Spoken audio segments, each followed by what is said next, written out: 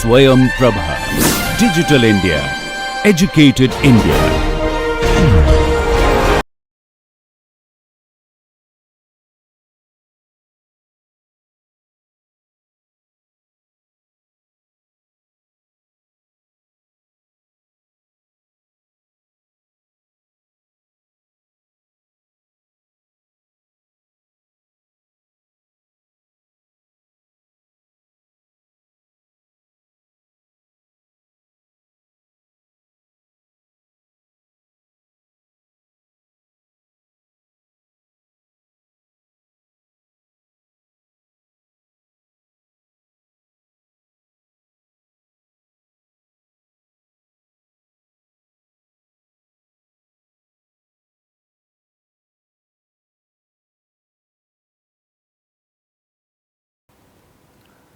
So far we have looked at the attributes of protection and some properties of relaying. Today we will look at instrument transformers, more specifically current transformers. In the next class we will look at voltage transformers. Now instrument transformers, both current and voltage transformers, are like the eyes and ears of the relay. If you consider the relay to be the brain and the circuit breaker which actually does the circuit opening to be the arms and legs, then the current transformers and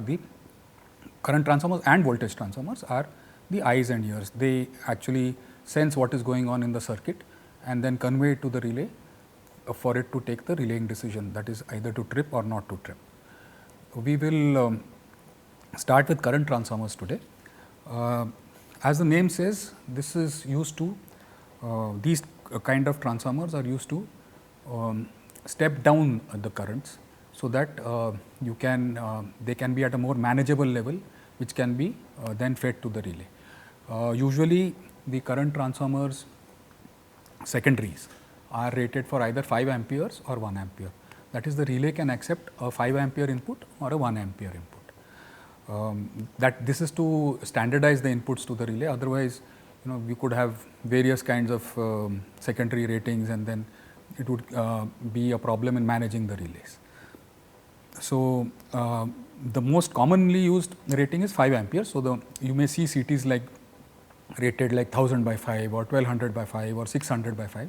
It means that the primary current rating is 500 amperes or 600 amperes, and the secondary is 5 amperes. A current transformer, though it looks different from the voltage transformer, the power transformer, can be modeled using the same equivalent circuit as that of a power transformer. I will just show you how the current transformer looks like. This is how a current, to the left you see a power transformer, a regular transformer which all of you must have seen when you see them as pole mounted transformers, or you must have seen them in substations. But most of you have seen what a regular normal, if I am using a layman's terms, transformer looks like. On the right side of the screen you see what is a current transformer. This is of course a bar primary type of current transformer. There are different types of current transformers which we will see briefly in today's class. We are not actually interested in construction and design of current transformers. We are interested in studying current transformers to the extent that the errors and their performance, how it affects the performance of a relay, so that we can take care of them when we select the relay or when we design a relaying algorithm. These things can be kept in mind. So to that extent, we are just studying the current transformers from a relaying perspective, not from studying the current transformers in totality. So getting back, the current transformer equivalent circuit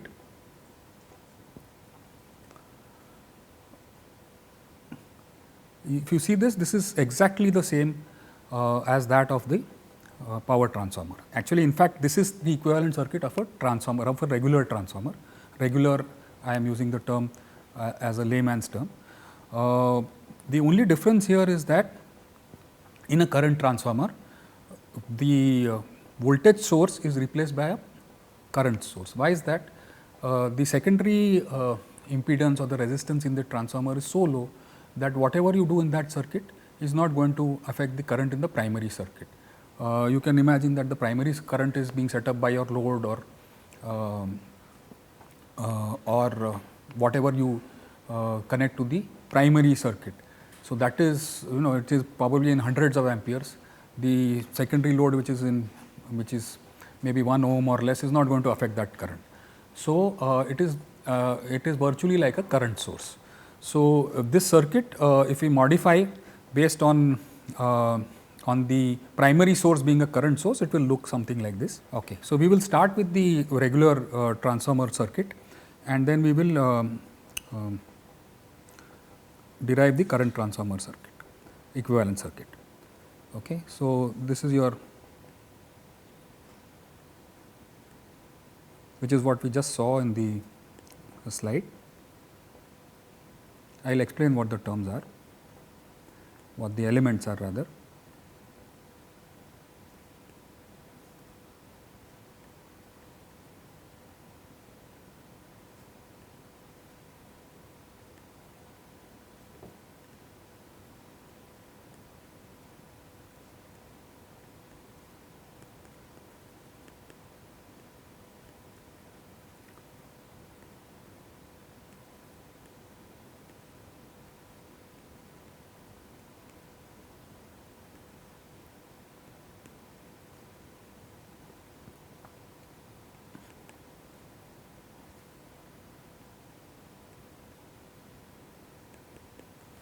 So, RS and LS, this should be P. RP and LP are the primary winding leakage resistance and reactance respectively. Similarly, RS and XS are the secondary winding leakage resistance and reactance. This is the magnetizing impedance branch, the ZPE is the magnetizing impedance branch, and we have an ideal transformer 1:n or n:1, whichever way you prefer to see it. This is the equivalent circuit of a transformer.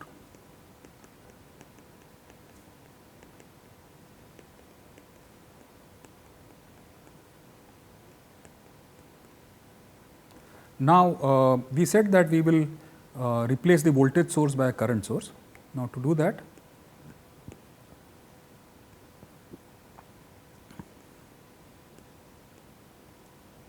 IP, this is the primary current. Okay.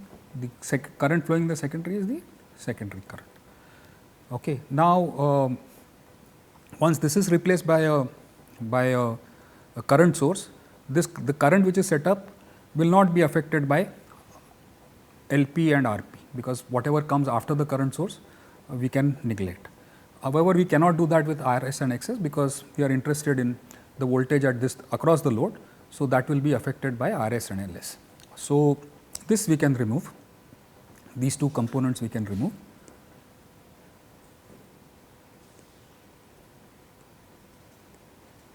Okay. This magnetizing impedance we can transfer to the secondary side. Why we are doing this will be clear in a moment. We can transfer to the secondary side by a turns ratio transformation. So, this also we will change. I will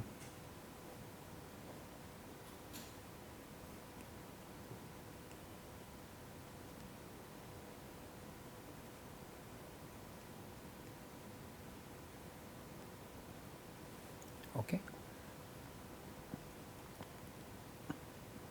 And one more additional change we will do here is, since this is an ideal transformer, we can I will actually change this to n:1, because that is easier to understand.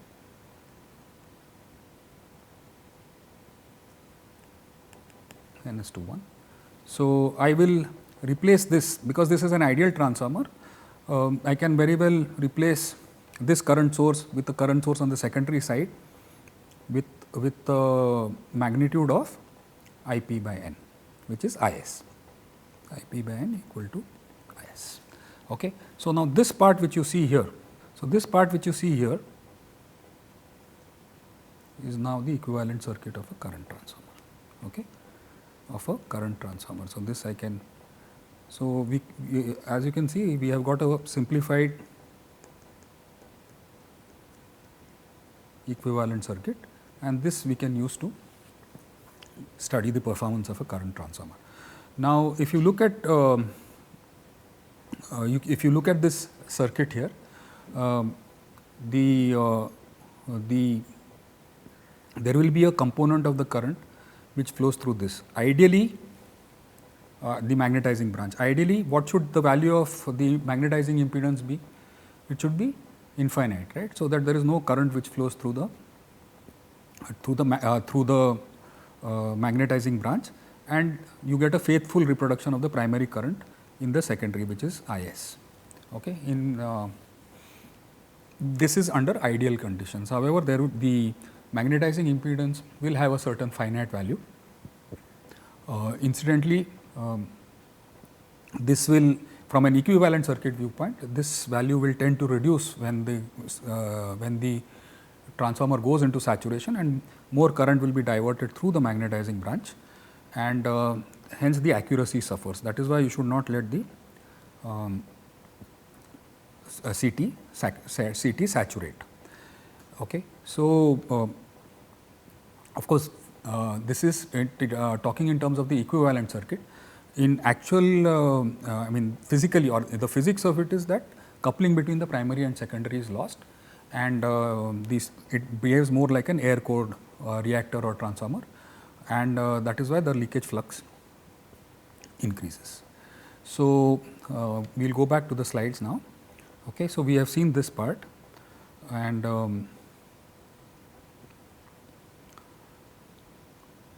this is how we developed the equivalent circuit.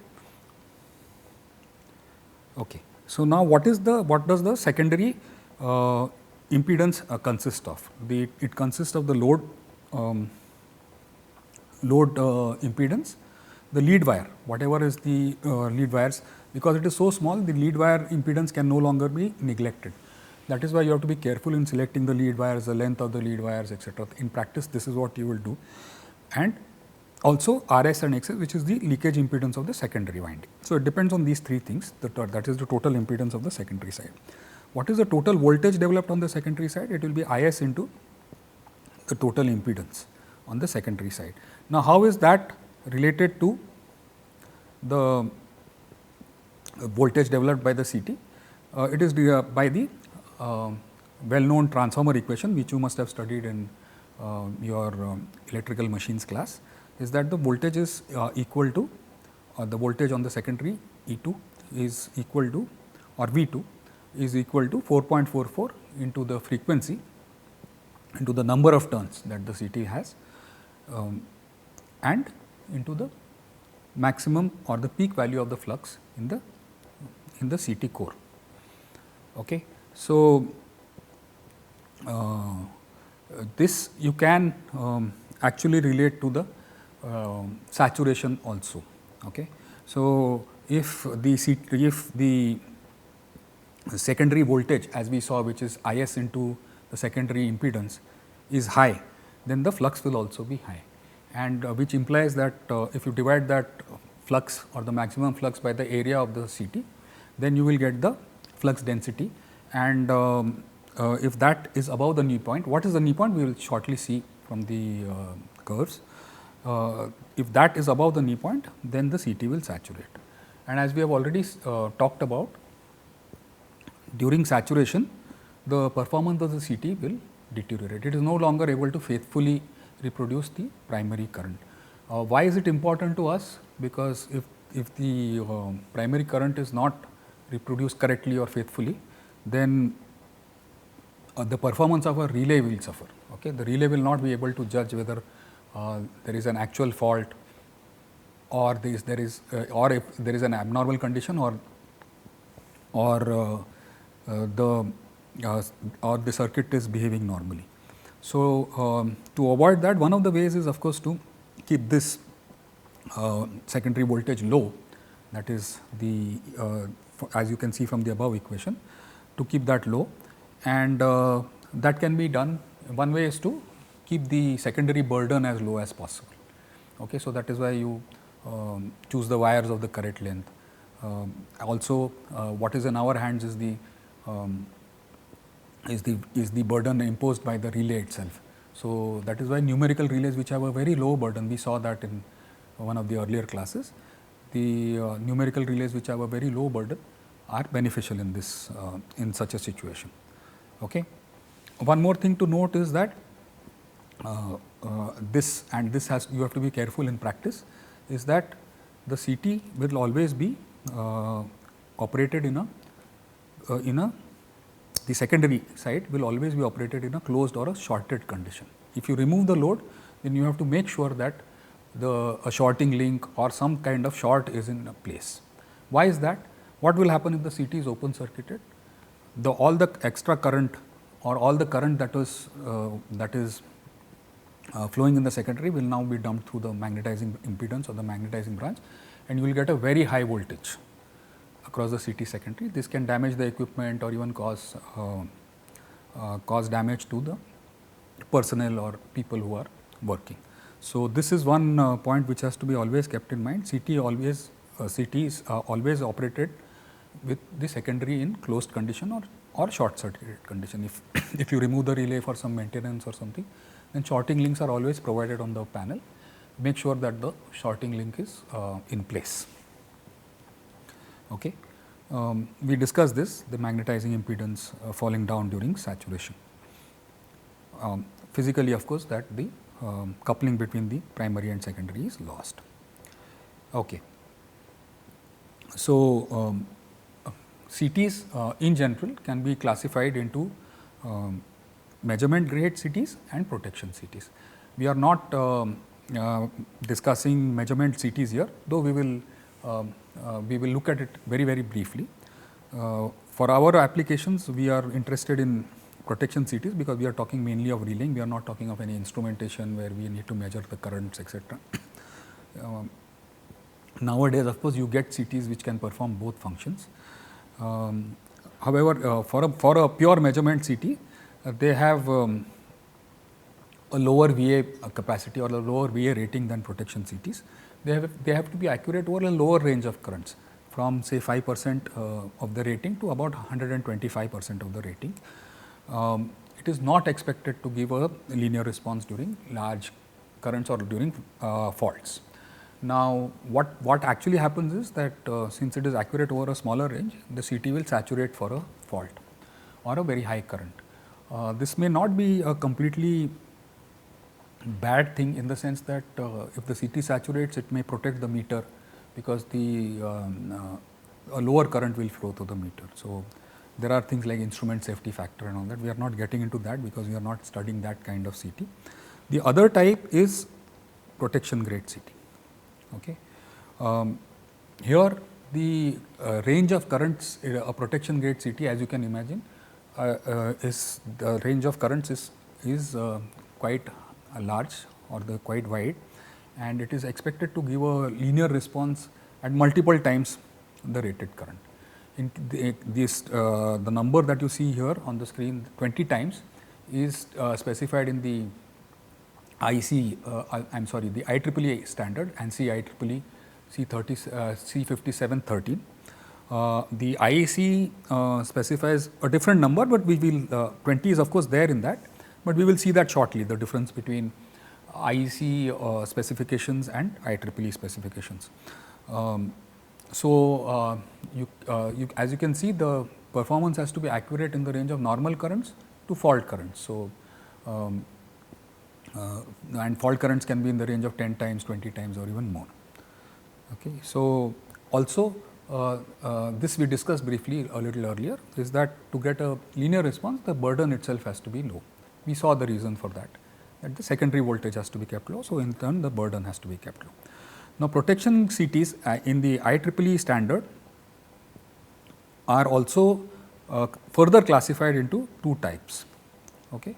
One is the first one is the class T CT, and the second one is the class C CT. What they stand for, we will come to very shortly. Before that, there is a term defined as a ratio error. By definition, it is the deviation in the secondary current from the from the value that is desired. I mean, you would desire the whole primary to be reflected in the secondary, but that does not happen by a the error there is the amount of magnetizing current that flows in the magnetizing impedance. Okay. So, the difference is actually the difference between the reflected primary and the secondary current is the excitation current. So, the ratio error is defined as the ratio of excitation current by the secondary current into 100. Okay. So, and during saturation, since the excitation current can increase, the ratio error also increases. This normally has to be kept within 10% as per the IEEE standard. IEC standard allows 5% also. So, we will come to that, the difference between IEEE and IEC CTs. So, the first type is the class T CTs. Now, this is a wound type CT where the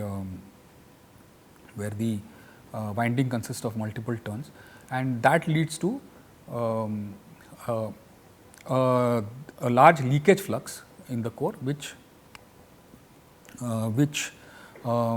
also means that the performance has to be actually determined. It cannot be known beforehand from curves, etc.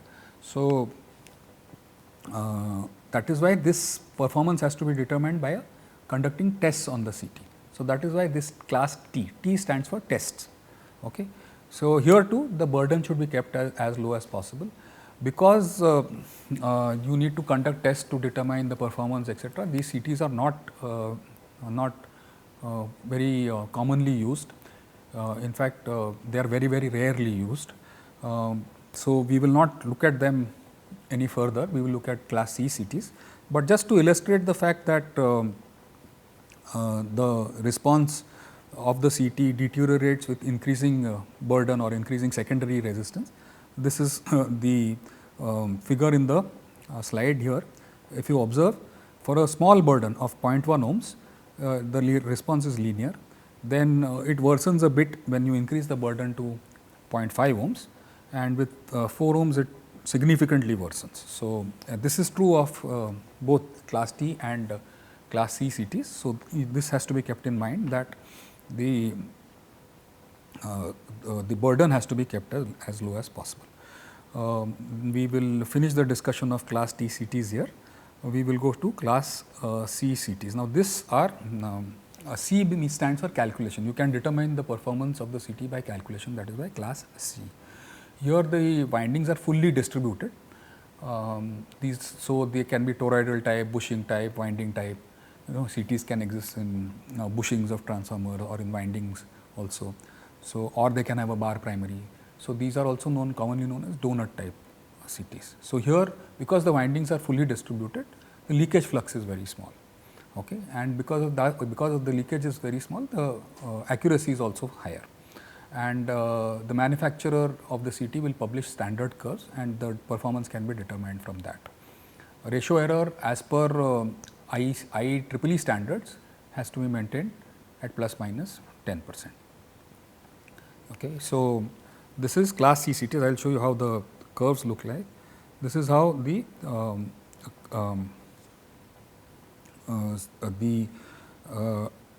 excitation curve versus the secondary voltage curve looks like. You can see that it is linear up to a point which is known as a knee point, and then after that it tends to saturate. So, the knee point is defined as the various standards define it in various ways. The ANSI standard defines it as the point at which the tangent to the curve makes a 45-degree angle. So, here you can see that this is a multiple ratio CT. It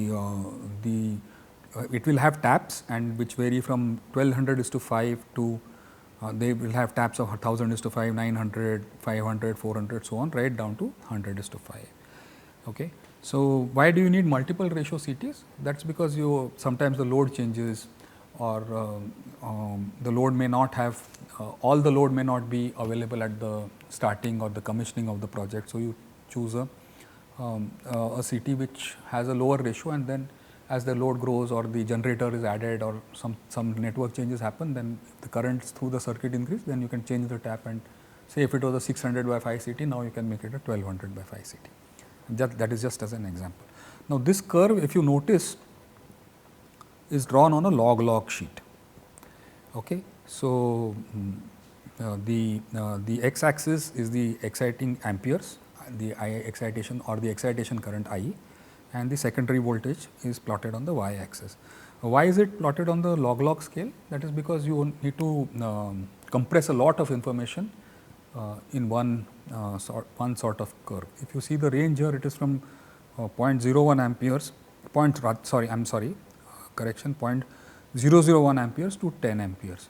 So, quite a wide range, almost 10:4, and so is the voltage range from 1 to 5000. So, almost the same similar range of voltages. So, you have crammed a lot of information into one curve.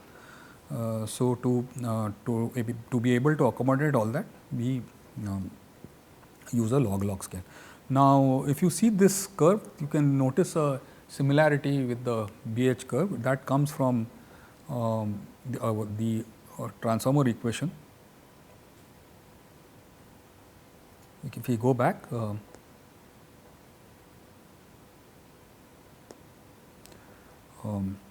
you can see that if you take a log of both sides, you will get a log of E or V, the secondary voltage on one side, and one part will be a constant, and then you will get log of, because for phasor calculation you can consider f to be constant, n is obviously a constant number of turns, and then you will get log of phi. Now, phi is related to b by the b is equal to mu h kind of relationship, and then the slope will also depend on the mu. So, so this results from the transformer equation itself, and which brings us to the point that this curve, though you can use it for phasor calculations, you cannot use it for circuit simulation, because you do not have a fixed frequency phasor. In that case, you may have harmonics, you may have other things. So, you may need to do some further processing to be able to use it in circuit simulation. However, for our phasor calculations, this circuit is adequate. These curves are adequate. We will see a few problems using these curves, so that our concepts are very clear. Okay. So, we will now, before we go to the problems, we will look at the differences between the IEEE and the IEC CTs. Now, why is that? IEEE CTs are mainly used in the North American market. However, the literature, the textbooks that we see will always have some, will mostly have, I am not saying always, will mostly have IEEE CTs as a reference. So, we should know we should know how to equivalence the two. So, that is why I will talk a bit about IEC CTs. Okay. So, this is incidentally a C400 CT. So, we will come to what that C400 is and all that. Okay. So, let us have a very brief look at what IEEE CTs versus IEC CTs look like. Okay. So, an IEEE CT will have something like this designation. Okay. This is all. Okay. This is, of course, we saw that this is a C type CT, and 400 is the secondary voltage that the CT will support, while still maintaining a error limit of plus minus 10%. Okay. IEC CTs on the other hand, IEC, the standards governing CT, this is IEEE or ANSI IEEE, I should to be accurate. C5713, this is the standard governing CTs in the IEEE. IEC is 6869 part 1 and part 2. Earlier it was 6000 for part 1 to part 5, if I remember right. So, 61869. Now, ICCTs, if you see, the first number will be something like either 5, 10, 15, 20 or 30. This is the VA rating of the CT. The IEEE CT on the other hand does not specify a VA rating, but you can calculate it. I will show you how. Okay, we will come to that. Now, the second designation is either a 5P or a 10P. Now, what does this stand for? P is a protection class CT. Okay, so as to differentiate it from the measurement class CT. So, 5P stands for 5% allowable error, 10 stands for 10% allowable error. Okay, and there is a third number here, which is known as the accuracy limit factor. Okay, which is the same as 20 times in the IEEE standard. Okay. So, this accuracy limit factor in case of IEC can be 10, 20 or 30, okay, which means that the accuracy has to be maintained at for 10 times the primary 10 times the rated current, 20 times the rated current or 30 times the rated current. So, you will see a typical IEEE CT, I am sorry, an IEC CT rated as 20 VA 5P 20. Okay. This means 5% error at 20 times the current and 20 VA is the rating. Okay. So, now to see the equivalence. Okay. So, one would expect that since the allowable error in IEEE is 10%, plus minus 10%, I am dropping that for convenience, and 20 times the current, then a 10P20 would 10P20 IEC CT would be equivalent to a IEEE CT.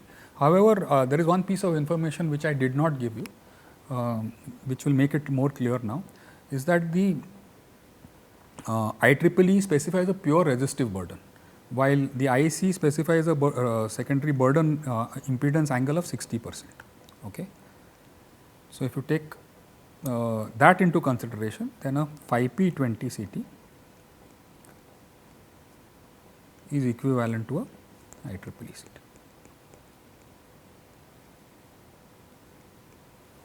Okay. So, the burden calculation is fairly simple if you want to calculate the burden for a say C400 CT. C400 implies that it will support a voltage of a secondary voltage of 400 volts for 20 times the current. If you take the current to be a secondary current to be a 5 ampere rating, then 20 times would imply that the secondary current is 100 amperes. Okay. This will change for a 1 ampere secondary calculation, but since most of the CTs are 5 amperes, we will stick to this as a example. Now, with 100 amperes flowing, if the CT has to be the voltage has to be restricted to 400 volts, then it is obvious that the secondary impedance, which is or 400 is IS into ZB. So, this is 100 amperes.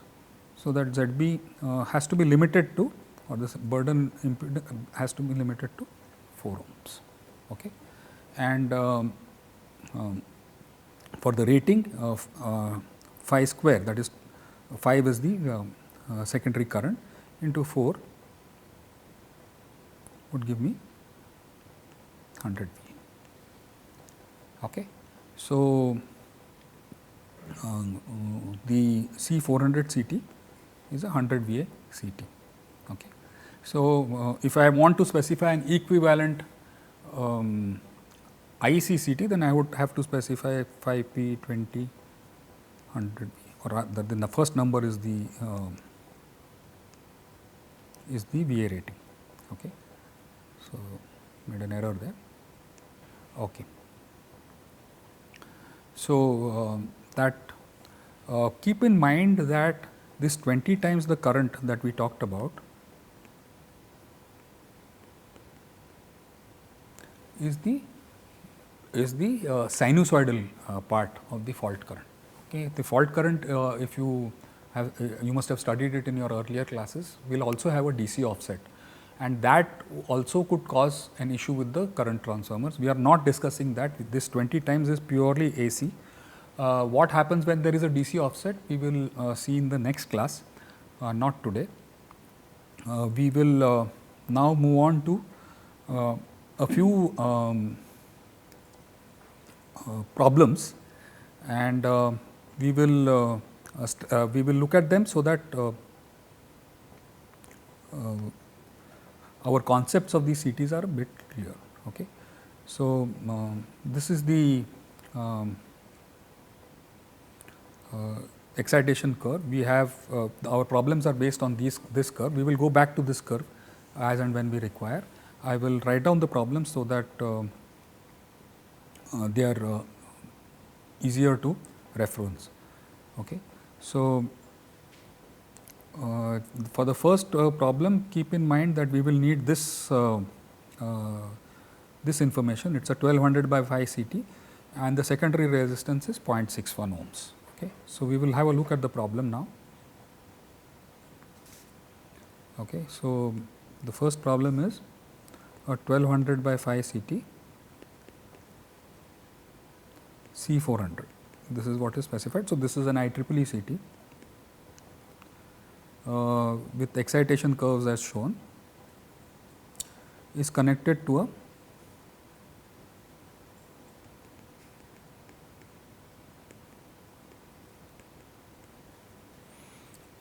to a 2 ohm burden.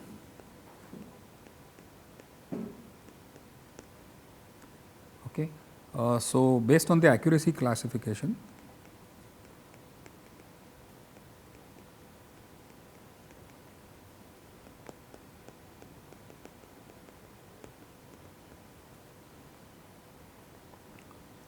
what is the maximum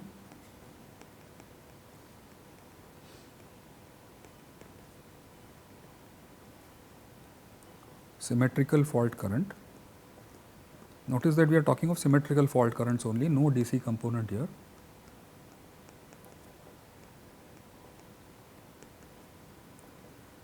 That may be that the CT can carry.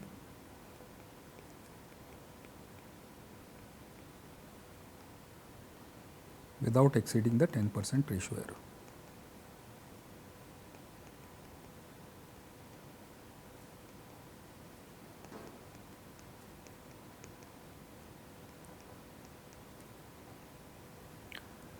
Okay.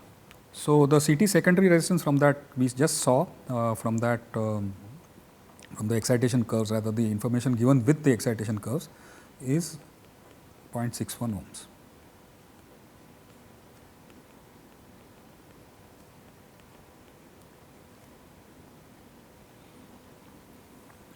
Okay. So, what information do we have? The ratio, CT ratio is 1200:5. Okay. The secondary burden ZB or RB is 0.61 ohms. The secondary resistance, I am sorry, this is not the burden, ZB is 2 ohms.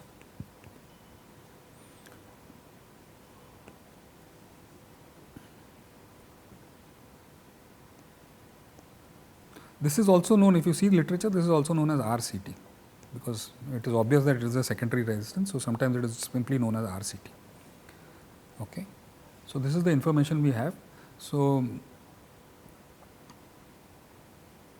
now what will happen if 20 times the rated current flows? We will find that out. What is the secondary voltage Vs or Es is 20 times the rated current. So, 5 into 20 into what the total secondary resistance is 0.6. This is actually a phasor calculation. This is in terms of Z and R, but for the sake of convenience, let us add them algebraically also. So, you will get 100 into 2.61 volts, which is 261 volts. Okay. So, now this is less than 400 volts which the CT can support without loss of accuracy. Okay. So, linearity will not be lost even if the current is higher than 20 times the current. Okay. So, say an approximate way of calculation is I fault max is equal to 400 by 261 or into 100. So, since 100 is the rated current, I am sorry, the 20 times the rated current. So, this will give us 153 amperes. Okay. And this is the secondary current, I fault secondary. Okay. So,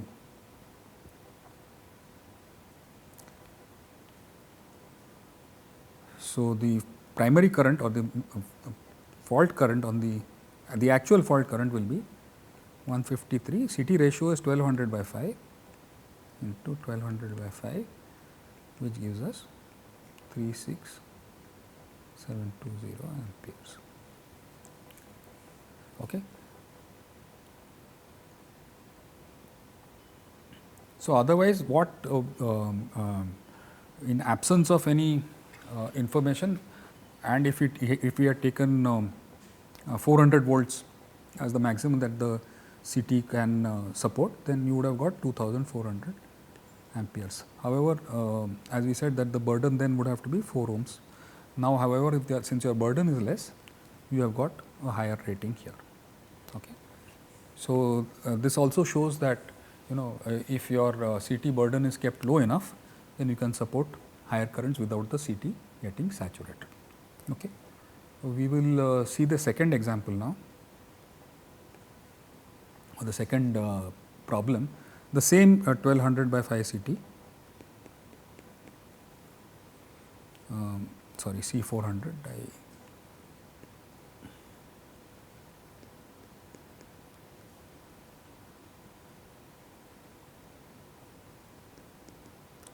Is connected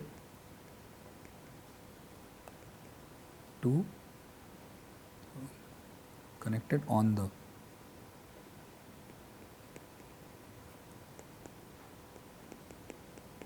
note that it is not connected on its maximum tap, that is the 1200 by 5 tap. So, what is the maximum secondary burden? This is the question. What is the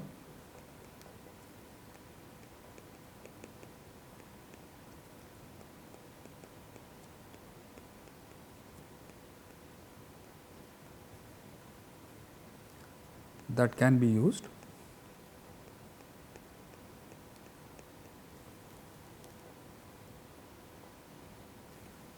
while maintaining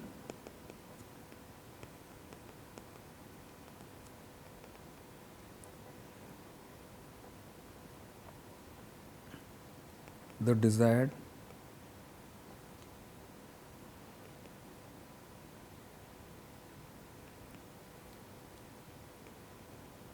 accuracy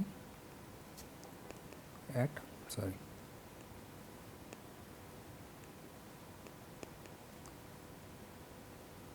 20 times the rated symmetrical current. Now, from the excitation curves or from the information available with the excitation curves, the secondary resistance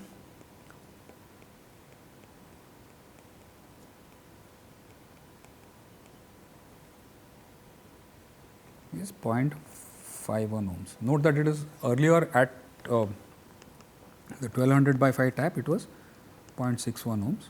Now, because you have if you have reduced the number of turns, the secondary resistance also reduces. So, one common mistake that is done in this case is to assume that since this is a C400 CT, is to assume that 400, the CT will support on the secondary 400 volts while maintaining the same error. It supports 400 volts on the 1200 by 5 tap. Okay. You have to be careful, and on the 1000 by 5 tap, it will support only 1000 by 1200 into 400.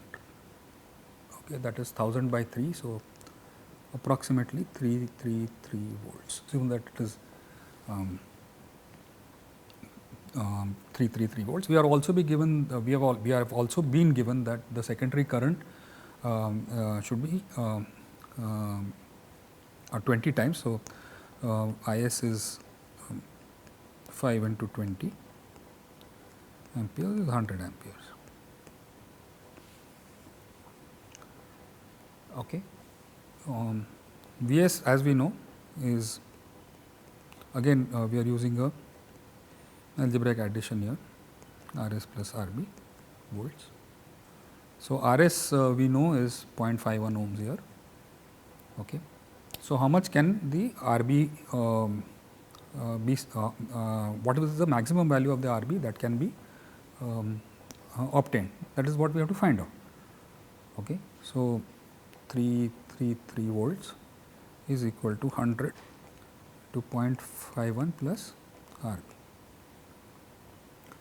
Okay. So, the maximum secondary burden or Rb that can be supported is 3.33 minus 0.51 ohms. So, the maximum secondary burden that can be supported is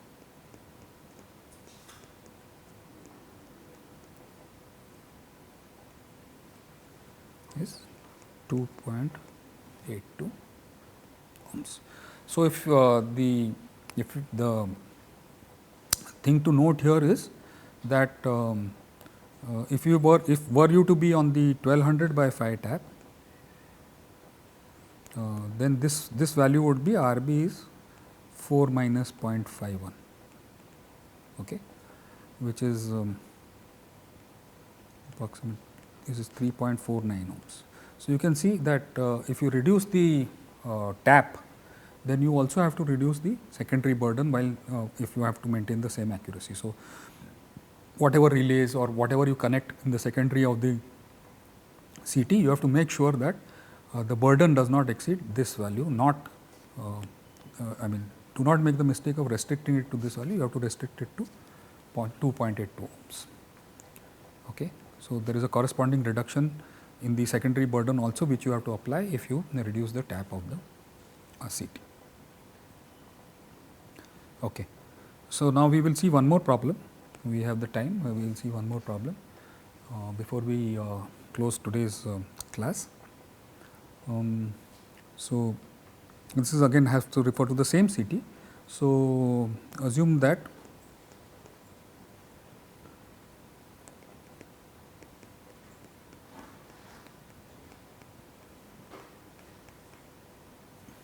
burden of a 300 by 5, with the excitation curves as given, we will go back to that.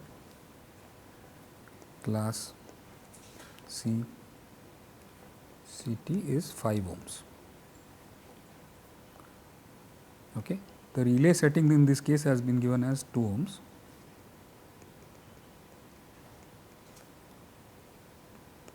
Sorry, 2 amperes, not ohms. And using the excitation curves,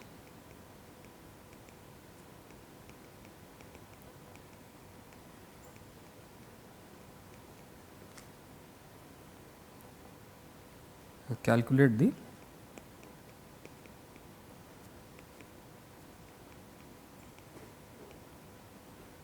primary current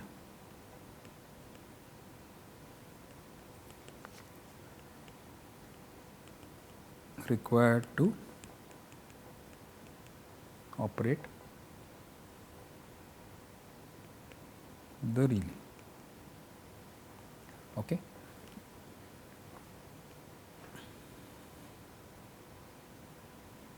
Now, we will need to use the excitation curve here We will just go back to it and see what the CT resistance is for the 300:5 tap. Okay. So, for the 300:5 tap, the CT resistance is 0.15 ohms. Okay. We will go back and then we will have to see what the secondary voltage is, and then come back to this curve and see what the corresponding excitation current is. Okay. So, what is the data that is available with us? Secondary burden is equal to 5 ohms. So, CT secondary resistance 300/5 CT secondary resistance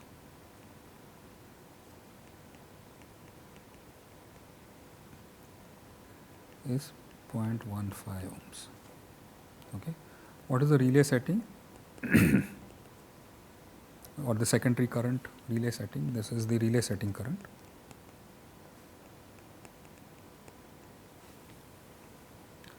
Okay. So, what is the secondary voltage that is developed? That is 2 amperes in this case, 2 into 5 plus 0.15. Okay. So, 2 into 5.15, which is 10.3 volts. So, what is the corresponding excitation current here? That we will have to find out. It is difficult to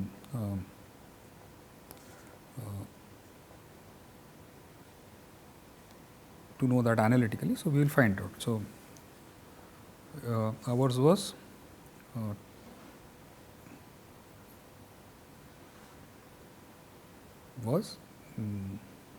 10.300/5 CT and 10.3 volts. So, somewhere around here, around this point.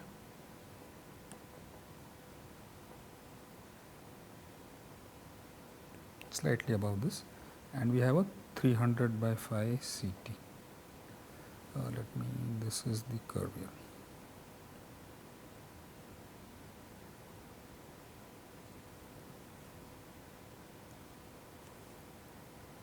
Okay. So, around somewhere just below between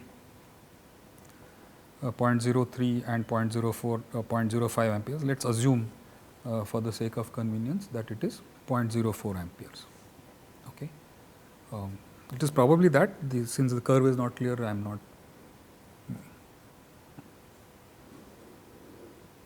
Okay. So, corresponding excitation current, or I am using IE, is 0.04 amperes.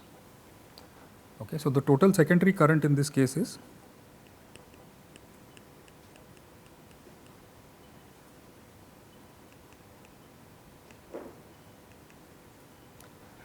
2 plus 0.04 is 2.04 amperes. Again, in this case, if you look at it in a very strict fashion, you have to do a phasor addition of these two currents. But to simplify the work and to convey the concept, we are using an algebraic addition, and also note that it leads to a little conservative performance. So, it is acceptable in this case. So, the primary current would be primary current required to operate the relay, which is what we had set to find out.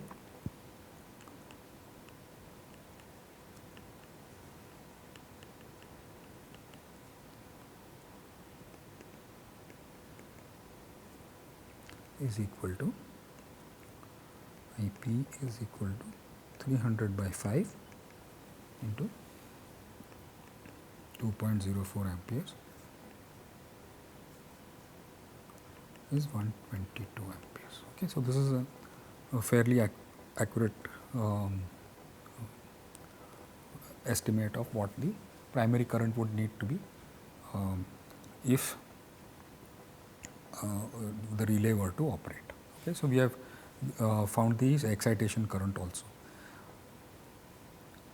And now, we will look at one more problem before we stop. Okay. So, this will make our concepts quite clear. So, a relay is expected to operate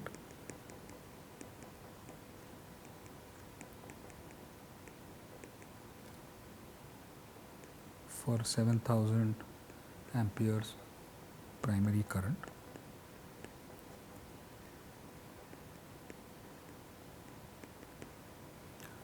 The CT is a class C CT.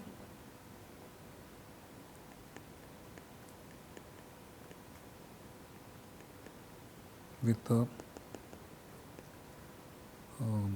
ratio 600:5. Secondary burden is given as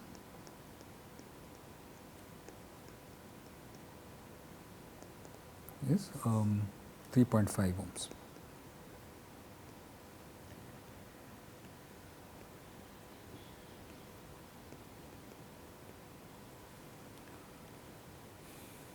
So, will the CT saturate with this burden?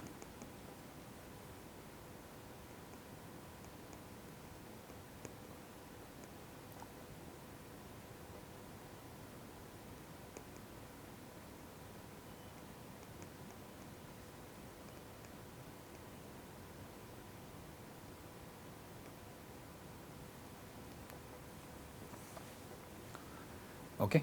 So, to know that, we will have to find out what is the secondary voltage on the CT. Okay. There are actually two ways of doing it. We will see both. Now, what is the secondary current? One a quick sort of a quick way also I will show you, but first we will do a proper calculation. What is the secondary current? IS is what have been given 7000 amperes. Okay. So, 7000 divided by 600 into 5, that is the CT ratio, will give you done this calculation a bit before. So, 58.33 amperes. Okay. So, what is the secondary voltage that can be that will be developed is Vs is equal to 58.33 amperes into what have been given. The secondary burden is 3.5, and what is the CT secondary resistance? We will have to find from this. For 600 by 5, we have a 0.31 ohms. Okay. So, plus 0.31 is 222.25 volts. Okay. So, we can look at the excitation curve of this CT. Also, there can be a quick way without looking at the excitation curve, which I will just see. So, for a 600 by 5 CT, so this is the one we are talking about.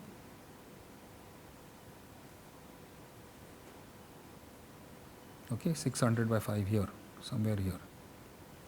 Okay, and this, I mean, the voltage is somewhere here, above 200 volts, somewhere here, 225 or so, 1/4 between 200 and 300. So, you can see that it is beyond the knee point. The knee point for this 600 by 5 CT is below is around 200 volts, and this is beyond the knee point. So, the CT will be in saturation and will exceed the ratio error will exceed the limit. So, the CT will